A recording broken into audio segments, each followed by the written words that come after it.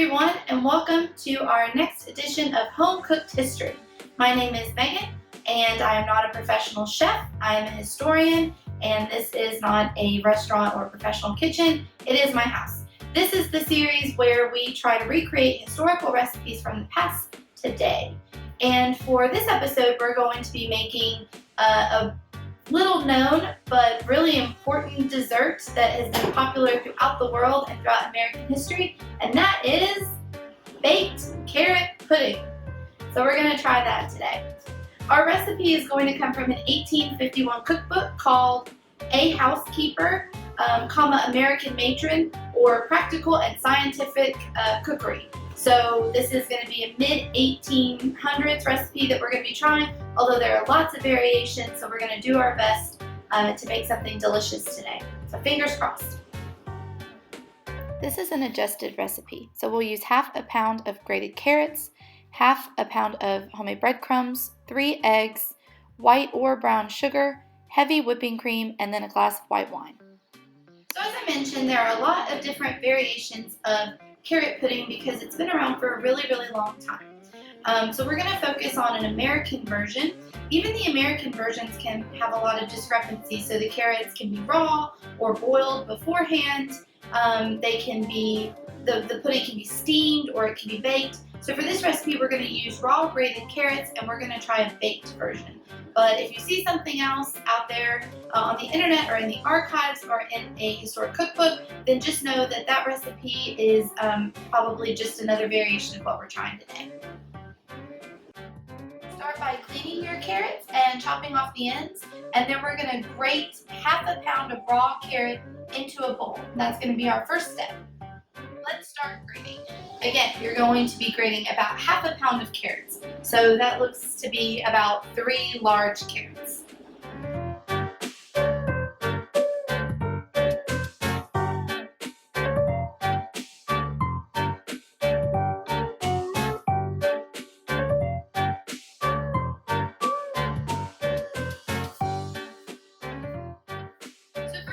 Carrot pudding were consumed in the Middle East thousands of years ago. The original wild carrot is actually native to southern Afghanistan and was recorded first in 600 CE, and it was also purple. So carrots over time changed, and there's obviously different variations. So we're working with a totally different type of carrot than maybe would have been featured in the original recipe. Recipes from the 1500s and 1600s talk about red carrots, for instance. So it's important to keep in mind that this dish is probably going to look a little bit different than it did beforehand. Also, cooking technologies and baking technologies have obviously changed over time. So carrot puddings would have been made via open hearth, and then original brick ovens, and today we're using modern appliances. So we're going to do our best to guess the temperature that we should cook this at, and we're going to go with 200 degrees. So go ahead and preheat your oven now for 200 degrees. A lot of people may wonder, why were desserts made with things like carrots? And the answer is because they were natural sweeteners. So before the 1600s, when the availability and affordability of sugar from the Caribbean became more popular in Europe, folks would use things like carrots and then later sugar beets to add sweetness to their foods. And then even later on, people that couldn't afford sugar would still rely on things like carrots. So that's why we see them appear in so many different types of both savory and sweet recipes, including bread puddings, cakes, and then obviously this type of pudding as well. We need half of a pound of breadcrumbs to go into our recipe. A lot of the early recipes from the 17 and 1800s reference penny loaves, which was a type of white bread. I'm going to be using a country sourdough today, and I'm going to make my own breadcrumbs by putting it through a food processor, but a lot of breadcrumbs come pre-prepared, so it's up to you to decide how you want to do it.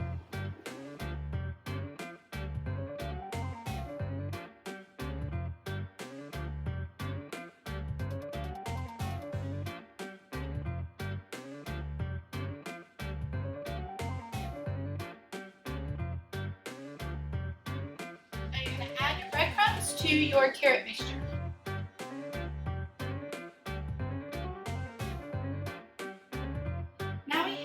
carrot breadcrumb mixture, we're going to add 3 eggs to this. Make sure that they are beat well and integrated really nicely with the rest of the mix.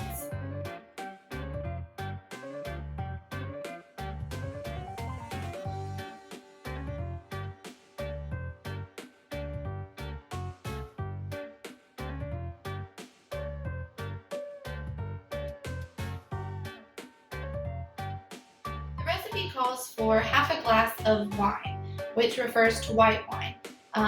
Glass is really unspecific, so we're actually going to try a half cup and see how that goes.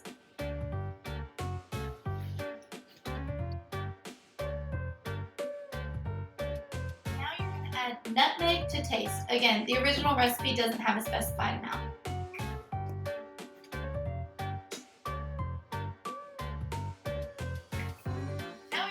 Add half a pint of heavy whipping cream, which is exactly what I have left over from the last recipe. So we're going to add that to the mix.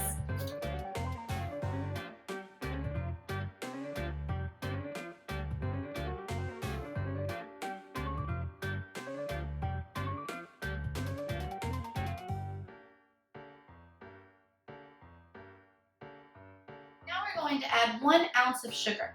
A lot of the other historic carrot pudding recipes call for brown sugar. You can use white sugar. It's really up to you and whatever you have in your pantry. So we're going to add 1 ounce of sugar now.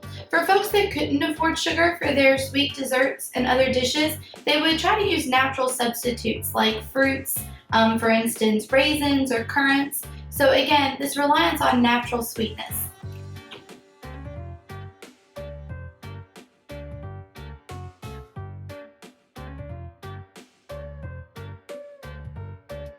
Get your baking dish. We're going to grease it up with a little bit of butter before it goes into the oven. The original recipe calls for puff pastry to go underneath the mixture, but there are a ton of other carrot pudding recipes where there is no puff pastry. It's just the mixture that is baked in and of itself. So we're going to do that today because I don't have any puff pastry. So here we go. We're going to grease up the dish, get the mixture in, and then we're going to put it in the oven.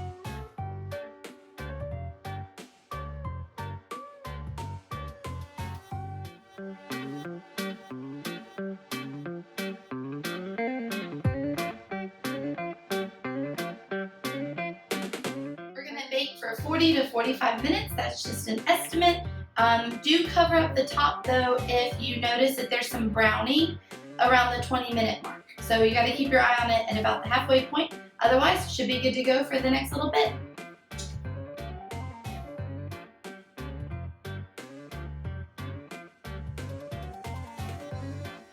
Our timer just went off, so our carrot pudding is ready to come out of the oven. So let's see how we did.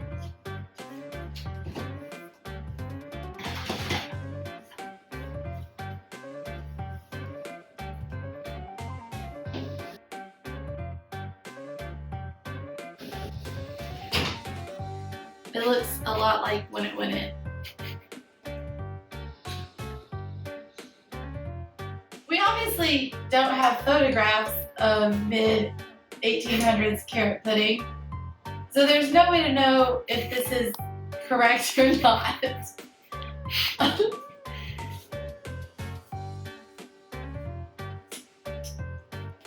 It looks less than appetizing, but we're gonna give it a shot. We're gonna give it a try. Because this recipe is so old and there are so many different variations of it across the globe in different regions, it's hard to say what exactly it would be paired with.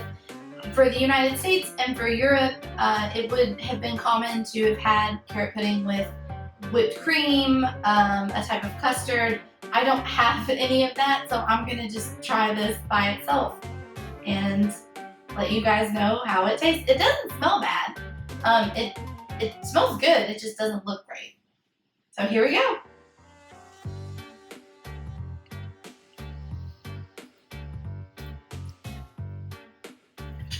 Oh no. Oh no, that can't be right. That can't be right. Did you hear that?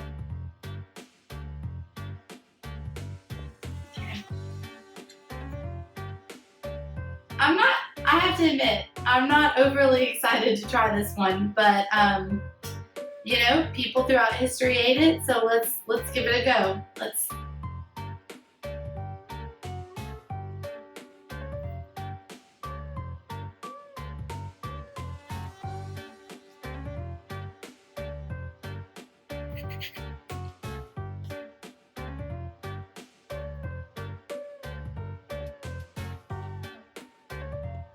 I'm gonna put this back in the oven for a little bit. I don't think it's ready. I don't. So we're gonna put it back in the oven. 200 degrees for a while longer. It's not quite ready yet. We put our carrot pudding back in for about 30 minutes or so because the carrots originally were definitely raw. So we've had another 30 minutes cooked and we're going to take it back out. We're going to try this again.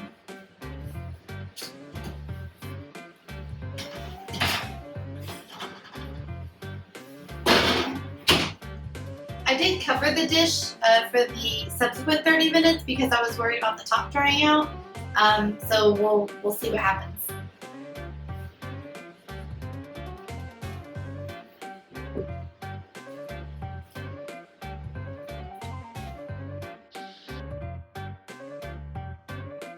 Let's try this again.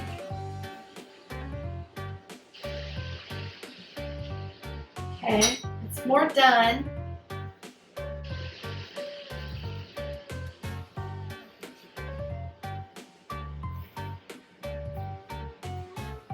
Carrot pudding.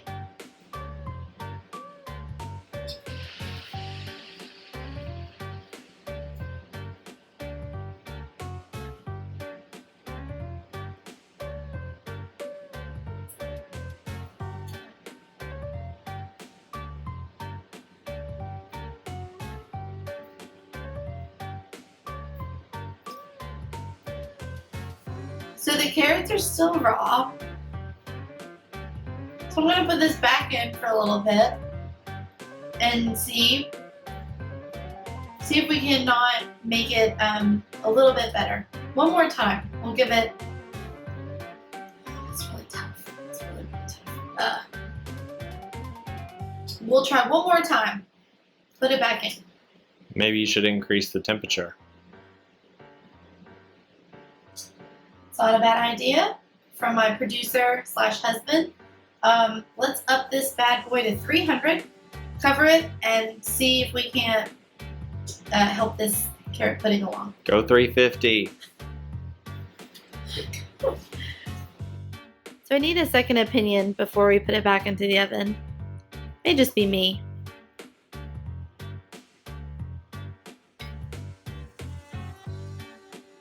That's not very good. Raw carrots. And it's not very sweet.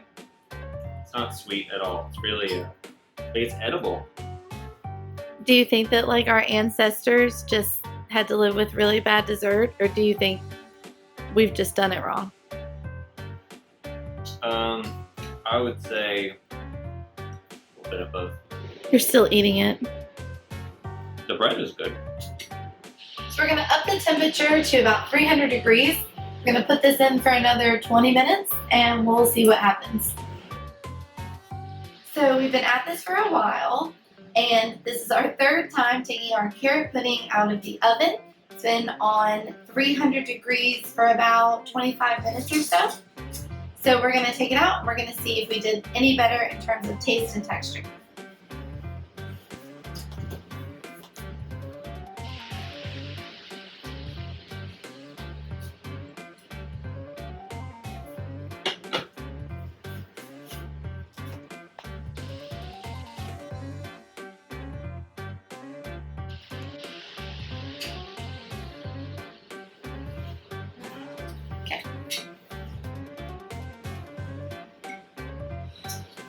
I've been burned so many times before, you know.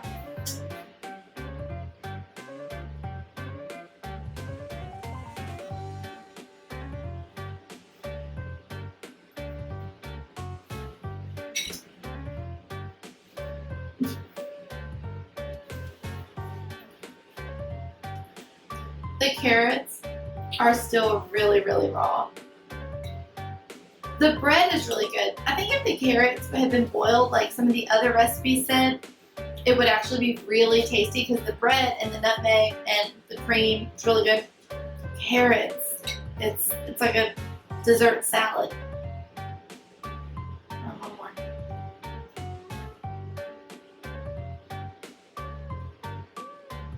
No, no.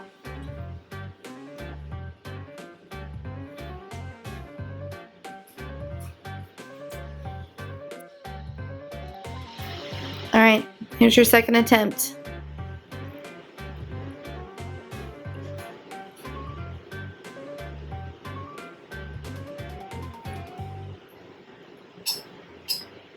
I feel like I'm eating carrots and stuffing at Thanksgiving and not a dessert.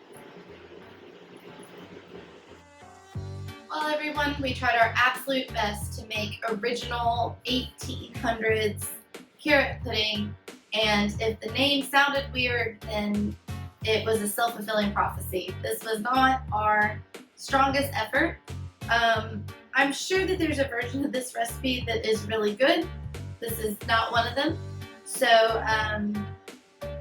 this is an experiment though in what used to be and what is now and what's gotten lost in translation and how food has changed over time. So if anything, we got to try something different, which is great.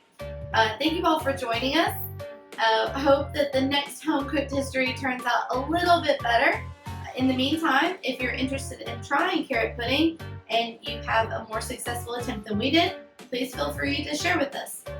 Otherwise, I hope you guys take care and look forward to seeing you with the next installment of the series. Again, my name is Megan, and past or present, I guess everybody's got to eat.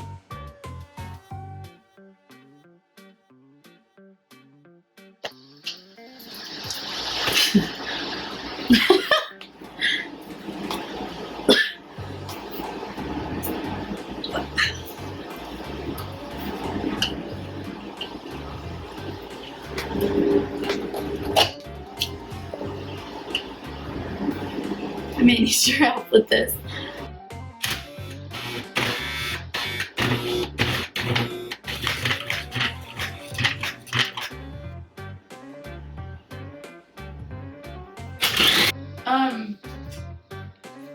So obviously there are no photographs of mid-1800s carrot pudding.